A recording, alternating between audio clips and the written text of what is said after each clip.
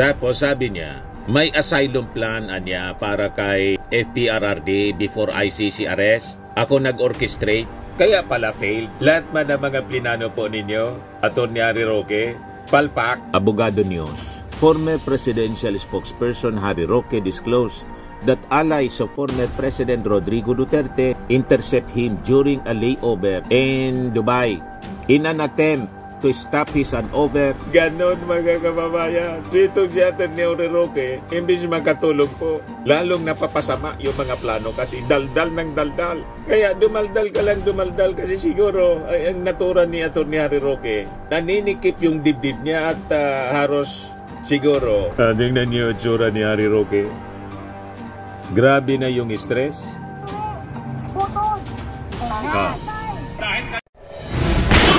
Nagbabagang mga balita at pagtalakay sa mga isyu ng lipunan. Bulsa! Opinyon, banat at paglalantad sa katotohanan. Bulsa! What you see is what you get. You decide. Hello po mga kababayan, magantugang mga manoy, mga manay. Ako tabi si Dante Maravillas, Bicolano vlogger, broadcast journalist from Albay. Ngunyan, mga tugang, pag-iristoryahan ta, ining bagong revelasyon ni Atty. Harry Roque.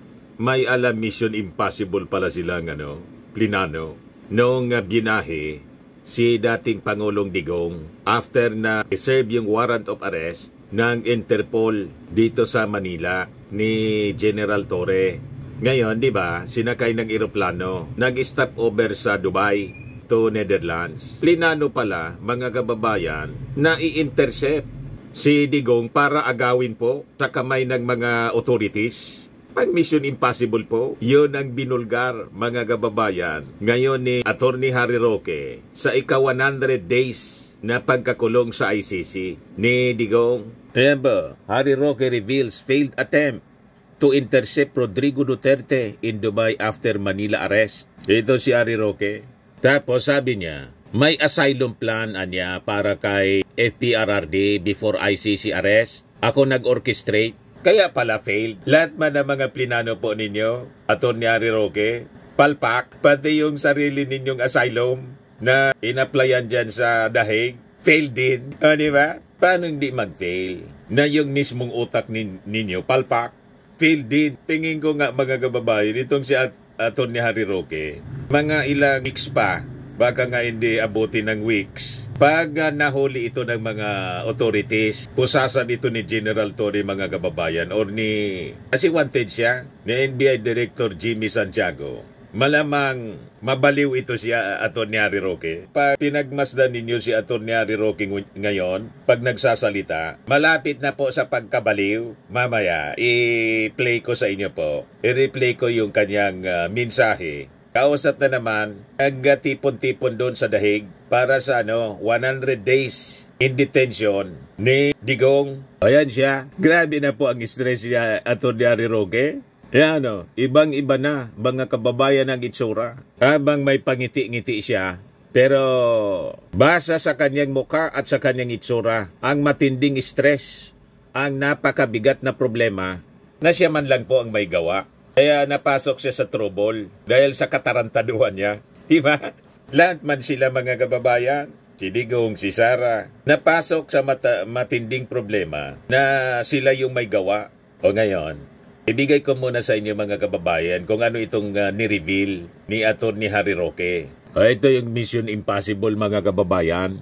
Sabi dito sa balita ng Abogado News, former presidential spokesperson Harry Roque disclosed that allies of former President Rodrigo Duterte intercept him during a layover in Dubai in an attempt to stop his handover to the International Criminal Court in the Netherlands following his arrest in Manila last March. So, ganun pala yung nangyari. Nag-stop over sa Dubai, di ba? Yung eroplano, nag-refuel din siguro. Nag-attempt na intercept yung dating Pangulo ng mga supporters niya. Bakit niya, Mr. Maravillas, ikinikwento pa ito ni Atty. Harry Roque? Iwan ko sa kanya. Ito kasi si Atty. Harry Roque. Walang sikreto. Lahat tinitelegraph, sabi ni Yusek. Salamat niya kay ito ni Harry Roque kasi yung mga plano niya tinitelegraph. Ganon mga kababayan. So itong si Atty. Harry Roque, imbis makatulong po, lalong napapasama yung mga plano kasi daldal ng daldal. Kaya dumaldal ka lang dumaldal kasi siguro ay ang natura ni Atty. Harry Roque, naninikip yung dibdib niya at haros siguro pakiramdam niya mababaliw siya. Malapit na po sa pagkabaliw. Pag hindi siya dumaldal, pag hindi siya magsalita, dahil sa tindi ng stress at problema na kanyang kinakaharap, kanilang kinakaharap mga kababayan. So ang outlet niya, yung mag-vlog ng mag-vlog at magpa-interview ng magpa-interview, dumaldal ng dumaldal. Pambihira po ang pagkataon ni Atty. Harry Roque. O ngayon, ibinulgar niya yung plano sana na Mission Impossible mga kababayan. Hindi tulad ng pelikula na Mission Impossible, successful yung operation. Ito, nag-fail mga kababayan. Failed attempt. Yan o, i-intercept sana daw during i-stopover, layover sa Dubai para mapigilan yung pag-turnover kay Digong sa ICC. So sabi dito sa kwento, but the attempt was unsuccessful because Vice President Sara Duterte arrived an hour after the private plane carrying her father left Dubai for the Netherlands, sabi po ni Roque. So na-late si Sara. Pero kahit hindi po na-late, imposible na mangyari yung kanilang attempt, desperate attempt, mga kababayan. Pero naintindihan natin kung bakit ganon sila, ganon ka-desperate. Kasi nga po, ito na nga, it is almost impossible na si Digong, mga kababayan, sa lakas ng ebidensya mula sa kanyang bibig mismo, itong crimes against humanity, itong bring him home, gusto nilang mangyari na paulit-ulit nilang ginagawa. Sara nga nasa Australia para sumali sa mga rallies. This is an impossible effort. Hindi pa dadala sa ganitong mga panawagan, pressure ang ICC judges. Ang kailangan gawin nila, palakasin yung defense. Kaya lang sa lakas ng ebidensya, yung ebidensya galing mismo sa admission ni Digong, mga public pronouncement niya, public statement, dokumentado, yung kill, talagang mahirapan na si Digong, mga kababayan, makabalik pa. Malamang yung kanyang laging sinasabing mabulok siya sa kulungan, yun talaga ang mangyari po sa kanya. Pero naintindihan natin ang efforts ng kanyang pamilya at mga supporters. Siyempre, ganun yung gagawin nila. Tama po. So sabi sa kwento ni Roque na kinausap daw nila yung mga top official in Dubai to try to stop Rodrigo from leaving after his plane stopped there on a layover on the way to the Netherlands. Nagtangka po kaming harangin si Tatay Digong sa Dubai, sabi po niya, habang kausap yung mga supporters in The Hague, marking the 100 day in detention ni Digong.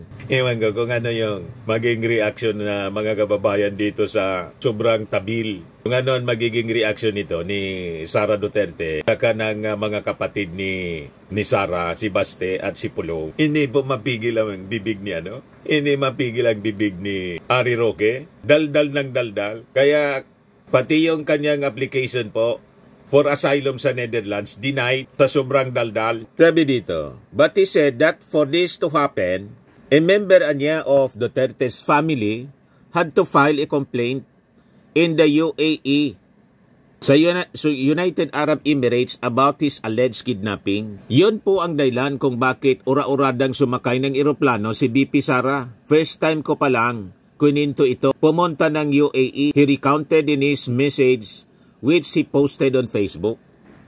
Kaya daw ura-urada, dumarga si Sara, imposible naman po yun na abutan pa niya. Makapag-file ng reklamong ura-urada, madidesisyonan ba yan agad-agad ng mga authorities ng United Arab Emirates? Ito yung mga imposible na mga aksyon, mga kababayan. Pag Mission Impossible nga, parang yung ginawa ng kanyang mga supporters dito, si Bato, Aliado, nag-file ng petition sa Supreme Court, hoping for TRO, mga kababayan. Diba? Pagkatapos nag-announce, yung nakalimutan ko yung pangalan, yung kumandidato sa pagkasenador, na abogado, na natalo, biglang nag-announce, mga kababayan. I-post na lang ninyo, nakalimutan ko yung pangalan. Nagpakalat ng fake news sa kasagsagan, mga kababayan, ang pag-aresto kay Digong. Ang sabi, may TRO na niya. fake news. Wala man TRO po yung Supreme Court. Kasi hindi man ganun ang proseso. Kailangan man paka-file, may TRO agad na ipapalabas yung Supreme Court. Ano yan? Naalala ko na si Lambino, Attorney Lambino, nagpakalat po ng balita na may TRO na niya. Hindi na po, nag-schedule na ibiyahe si Digong. Yun din yung attempt nila, mga kababayan, base dito sa kwento ni Atty. Harry Roque. So, sabi ni Atty. Harry Roque, yung mga supporters daw ni Digong had been expecting Sara to arrive before her father's plane departed from Dubai, layover, because at the time, there had been no clearance yet for the private plane carrying Rodrigo Duterte to land in the Netherlands. Pero na-late daw si Sara kasi BP Sara was delayed by 1 hour. Somebody was waiting with a copy of an affidavit niya for Rodrigo to sign along with friends and lawyers. Tiwala daw sila na once na i-file yung complaint, yung Dubai police would have had to conduct an investigation. Then prior to the arrest, he also said he had also tried to stop the former president from returning to the Philippines from Hong Kong. Siya daw yung nag-orchestrate. Kaya naman pala palpa, lahat na in-orchestrate mo, pati sa sarili mo, sa buhay mo, lalo na dun sa pugo, checkmate kayo. Hindi obra yung mga kasamaan ninyo. Di ba? Masyado ninyo kasing ina-underestimate yung ating mga authorities. Tulad ng pagcha-challenge mo, paulit-ulit. Sabi ni Harry, come and get me, Anya. Sagot ni Jose Castro, wait and see, Anya. Hintayin mo lang at tingnan natin. Come and get me. Kung ready kayo sa akin, bakit hindi niyo ako makuha? Sabi ni Harry Roque. Sabi ni Jose Castro, ayon naman po sa DOJ, ay naghihintay lamang po ng formal notice na patungkol po dito sa kanyang asylum. Kung ang sinasabi po niya, come and get me, ayon naman po sa ating pamalaan, wait and see. Maghintay ka. Sigurado, yan kayabangan mo. Atty. Harry Roque, matutulad ka kay Tebes, umiyak sa harap ng kanyang nanay. Diba? So sabi niya, ako niya yung nagplano, nag-orchestrate a meeting between Rodrigo and Sara in Hong Kong to talk about the possible arrest of the former president on the basis of an ICC warrant in relation to his crimes against humanity case. So during the meeting, father and daughter discussed whether the former president would return to the Philippines or would stay in Hong Kong. Pero sabi ni Roque, si Digong daw never thought of seeking asylum in Hong Kong.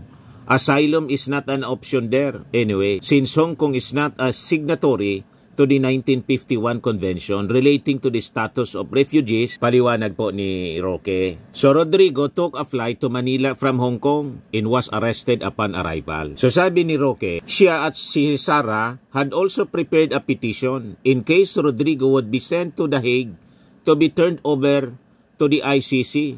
But he said the former president had adamantly believed that he would not be sent to the Netherlands because the ICC no longer has jurisdiction over the Philippines. Rodrigo had also expected to be brought to a local court first and was certain it would not approve his departure for The Hague. Yan ang kanyang kwento, mga kababayan.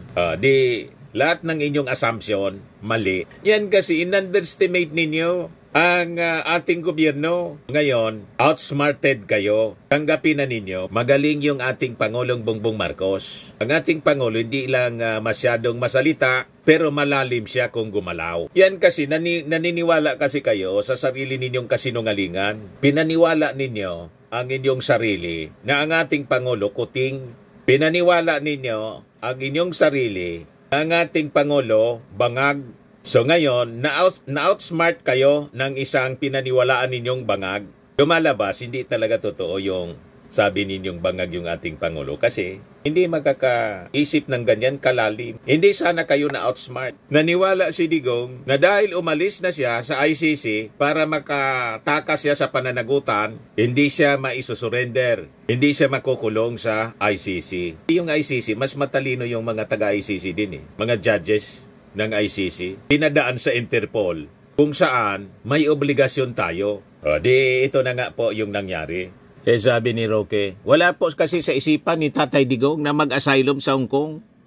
Hindi po kasali ang Hong Kong doon sa Convention on the Rights of Refugees and Asylum Seeker. He also revealed that Duterte even revoked an earlier flight from Hong Kong to Manila where he was arrested hours later in what supporters claim was an extraordinary rendition. Kayo lang naman yung naniniwala niyan na ganyan. Kidnapping daw ang ginawa. Saan ka nakakitang kidnapping na may warrant of arrest? Issued by competent court tulad ng ICC, pinadaan sa Interpol. Kayo lang naman ang gumagawa ng ganyang kwento at pinaniniwalaan ninyo. Kaya nga yung mga motion at argumento ni Atty. Mijaldea doon sa ICC, sa harap ng mga judges, di man pinapansin ng mga judges. Hindi pinansin, mga kababayan. Pinasalita lang siya. Afterwards, hindi man. Wala mang komento doon. Kaya sabi ni Roque, imbes na umalis siya sa original flight niya na hapon, kumuha pa siya ng mas maagang flight sa umaga. At yun ang hapon, nakikita na natin, nagkaroon ng extraordinary rendition, nakidnap na si Tatay Digong. Ayan ang kanilang narrative, mga kababayan, kidnapping, na sila lang ang naniniwala sa kwento. Tapos sabi ni Atty. Roque doon sa harap ng mga supporters nila, supporters ni Digong sa Dahig, hindi daw nila mapapatawad ang Marcos. Wala man pong sinasabi yung Marcos sa family other than si Sara o si Aimee. At walang rason na humingi ng kapatawaran ang Marcos, lalo na si PBBM. Walang rason na yan na yung inapi ninyo, pinagsabihan ng mga masasamang salita, siya pa yung hihingi ng tawad. Itong pag-cooperate sa Interpol ng ating gobyerno, parte ito ng ating obligation. This is not personal para sa ating Pangulong Bongbong. Hindi ko dating Pangulo, bibigyan na ng special treatment at hindi na tayo magko-comply.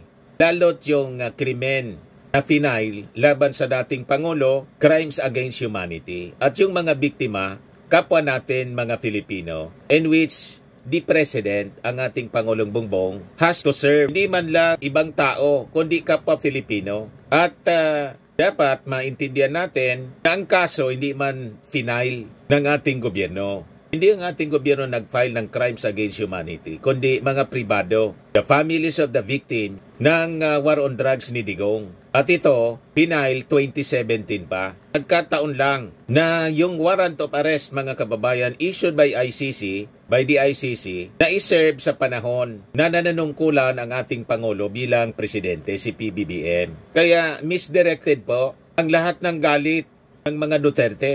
Misdirected po. Dapat magalit sila, mga kababayan, una sa sarili nila or doon mismo sa mga complainant sa family. Pero may karapatan din magreklamo siyempre kasi hindi man lang binigyan ng due process. Sabi nga natin, mapalad si Digong kasi siya buhay na buhay pa. At binibigyan siya ng due process. The right to defend himself. Kumuha pa siya ng pinakang magaling na abogado para siya ipaglabang ang kanyang karapatan. Pero yung 30,000 plus biktima ng extrajudicial killings, wala na. Hindi man lang nabigyan ng pagkakataon na makakuha ng abogado para i-defend yung kanilang mga sarili before po na nangyari yung AJK sa kanila. Kaya maling-mali ang posisyon, mga kababayan, ng mga Duterte. At saka, pangalawa, mismong si Digong yung nagsabi na willing siyang harapin.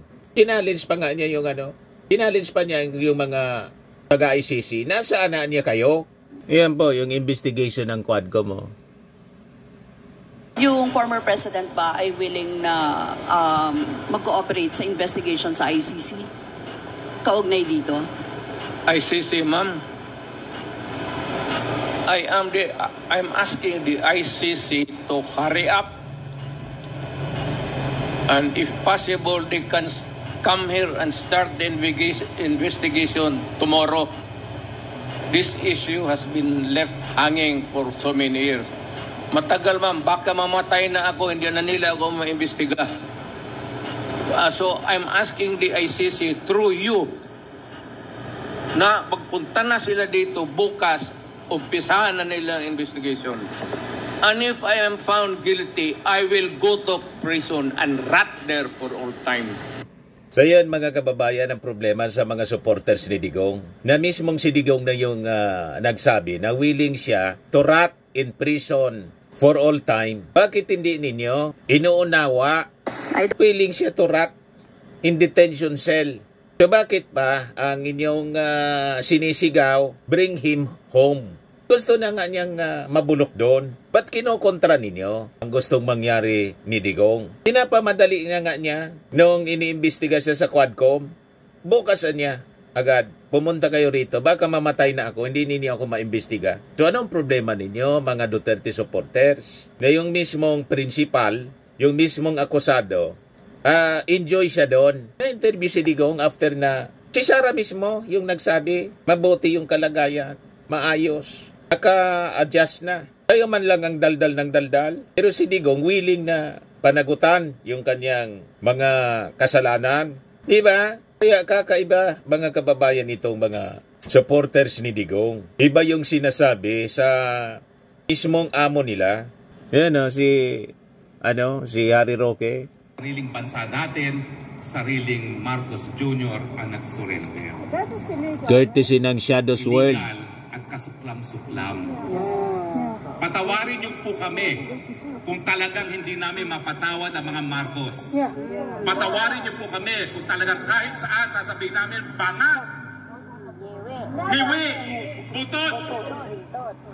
Kitang-kita sa itsura, mga kababayan ni Harry Roque, pati sa kanyang pananalita. Malapit na pong tingin lang po natin, malapit na bumigay yung tornilyo dito sa... malapit nang mabaliw si Atty. Harry Roque dahil sa kanyang pinasangkutan. Ginagamit lang niya po itong issue kay Digong para mga kababayan mapagtakpan yung sarili niyang problema, yung involvement niya sa Pugo, yung kasong qualified human trafficking na walang piyansa. Wanted siya eh. So, para mailihis yung issue sa kanya, bukang bibig niyang issue ni Digong. Si Digong nga po, ayos ang kalagayan, willing na mabulok sa kulungan. Siya mismo nagsabi, willingan niya ako to rot in prison at all times. Tingnan niyo yung tsura ni Harry Roque. Grabe na yung stress. Dahil kayo po mga kidnapper, hindi lang kidnapper na mga bata, kidnapper pa ng presidente. Patawarin niyo po kami kung hindi namin mapapatawad ang mga Marcos. Never again, Marcos! Never again! Never again! Kahit anong gawin mo. Grabe na po, stress. Hindi lang po si Tatay Digong ang kinilang kinidnap. Binaliwala po nila ang soberenya ng Pilipinas. Binaliwala po nila yung buhay na binuwis ng ating mga ninuno para tayo maging malayang bansa. Lahat baliktad yung sinasabi. Anong ginawa ni Digong sa issue ng West Philippine Sea? Di ba? Iyan ang sinasabing pinaglaban na soberenya. Ang nakikipaglaban para sa sovereignty ng ating bansa, yung ating Pangulo. Di ba? Yung mga sinabing binuwis ang buhay ng mga ninuno natin, yun mga heroes yun. Talagang dapat kilalanin yung sakripisyo nila. What about yung ginawa ni Digong? 30,000 ang nagbuwis ng buhay. Hindi man lang po binigyan ng due process. Sentensyado agad. Nakita ninyo kung gaano kasama ng pag-iisip nito mga taong ito, nito ni Harry Roque. Wala siyang paki sa mga biktima. May paki siya sa nambiktima. Huwag kami, Harry Roque. Hindi lang po si Tatay Digong ang pinaglalaban natin dito. Pinaglalaban po natin yung ating soberenya, yung ating kalayaan bilang isang bansa. Patawarin niyo po kami kung hindi kami mapagpatawad. Malapit na pong mabaliw. Sabi ko nga po, pag ito ay pinusasa na ng Interpol at sinurrender dito sa Pilipinas, malamang bumigay na yung isip ni Atty. Harry Roque. Baka magsasalita na itong nag-iisa. Yan grabe na po ang stress. Walang ibang dapat nasisihin sa mga problemang kanilang kinaharap, kundi yung kanilang sarili. Ito po ay consequences ng kanilang mga maling ginawa, maling aksyon. Pagkatapos, isisisi ninyo sa ating Pangulo na nakatutok lang sa trabaho. Huwag kami, harapin ninyo squarely yung inyong mga ginawang kasalanan. Si Digong, very willing siya na mabulok. Yun mismo yung kanyang hamon. Ganon din dapat ito si Atty. Harry Roque. Kung tagahanga ka talaga ni Digong, you should have that courage to face the music. Umuwi ka na rito sa Pilipinas. Kung wala kang kasalanan, makakalabas ka pagdating ng oras. Di ba? Yun mismo yung challenge sa'yo ni Panelo, kapwa mo supporter ni Digong. O ngayon, yung mga supporter ni Digong po, mga DDS, nag-away-away na po. Palibasa, palaaway, yung mga vlogger po ni Digong, ni Sara, nag-away-away na. Sila nagrarambulan, mga kababayan. Pakinggan natin si Marlica. May inaaway. Ng retainers ng lawyers fee? Umatras kayo? Bakit kayo umatras? Kung talaga gusto niyong labanan ang mga bangag, kung gusto niyong labanan ang mga matos, Crisette, sumagot ka. Si Crisette? Trixie, sumagot kayong dalawa. Si Trixie, kaaway. Na kinausap niyo si Harry Roque. Naampatin ako. Anong sabi ko? Narinig ko naman yung boses ko, Trixie, di ba? Ako, nag-okay na tayo. Huwag niyong ibahin ng kwento. Dahil hindi kayo mananalo. Ano sabi ni Harry Roque sa inyo? Sabihin kay Alpot, kausapin si Maharlika, at ayusin, even bibuluhan. Gusto mo, di ba? Gusto niyo kasama kayo sa meeting? Mga palaaway? Kasama naman kayo sa issue, wala naman kayo, hindi kayo naka-witness. Aduwag pala kayo eh. Puro kayo pahaging. Tangay na pangalanan niyo ako. Puro kayo pahaging kadyotahan. Nang makaawa kayo sa akin. Through Harry Roque. Naampatin yung bunganga ko sa social media. At si Alpot, pinoprotektahan nyo. Dahil si Alpot Tera ang nagbibigay sa inyo ng access noon kay Pangulong Duterte. At si Alpot Tera ay traidor. Pinicturan ang lahat ng kaletsihan. Diba? Pinicturan, yung kaletsihan niya, binaboy niya Pangulong Duterte. Tanungin kita, di ba, nagtalinuhan kayo. Para kayo kay Pangulong Duterte, salamat, PRRD, biga-biga, Alpot Patutot. Tama ba? Na yung pinoprotektahan yung Alpot Tera ay pinicturan ang mga private moments ni Pangulong Duterte. Alam nyo ba yan? Kita ninyo yung mga ugaling yan? Lahat ugaling barbaro. Bagay nga sila, mga kababayan na magkakasama. O ngayon, sila nagbabalyahan mga kababayan. Firmax Firming and Lifting Cream, pinapahid po sa mga pulses in affected area. Mainam po sa paninigas ng mga kaso-kasuan. Ito naman po, Automax Radiant Serum. Sa mukha naman yung application, anti-aging po siya. You will look 10 years younger than your age. Sa mga cancer patients naman po, baka lang gusto ninyo itong itry. Naing siya red mix fruit drink. Hindi mo po siya gamot, food supplement siya. Kaya lang, gawa siya mga kababayan sa goji berry. Yung goji berry, may anti-cancer properties. O ngayon, yung mga inquiries ninyo, dumiritso na lang kayo sa aming messenger sa Facebook para masagot namin agad. Ayos pa? Ayos na ayosan niya, Mr. Maravilla. But anyway, ito po pala yung aming bagong product na binibenta online. I am worldwide amazing pure organic barley powdered drink mix from Australia. Negosyo to ng aking anak na architect entrepreneur Riz Maravillas. Ayan po. Kontakin na lang po ninyo siya, Riz Maravillas on Facebook. Ang mga health benefits niya, boost immunity, improves digestion, enhance energy levels, packed with antioxidants, prevent cancer. Sa mga nagana po ng malinis and spacious fitness gym, pumunta lang po kayo sa aming Colossal Fitness Gym. May Grab Car Rental din po kami. Ito naman po yung bago naming product na binibenta online. Eye Glow Serum, whitening po siya. Tingnan ninyo yung epekto sa aking anak na architect before and now. Yung mga inquiries po ninyo, dumiretso na lang kayo sa kanyang Facebook account, Riz Maravillas.